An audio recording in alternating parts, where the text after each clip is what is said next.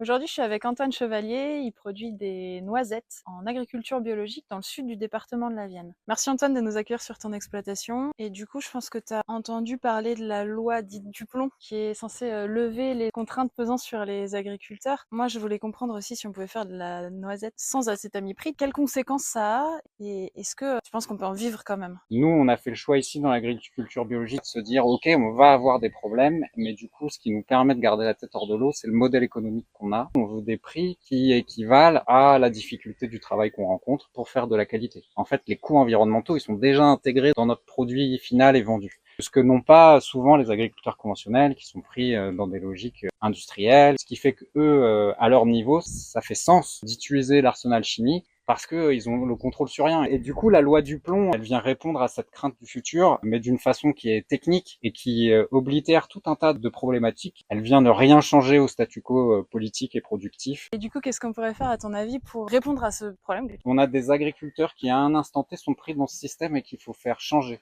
Changer un système, c'est changer plusieurs machines, c'est s'adapter aussi sur le plan technique. Enfin, c'est compliqué le changement. Donc, il faut créer des conditions facilitantes qui vont faire que, en fait, c'est impossible pour une personne de se dire, j'y vais pas.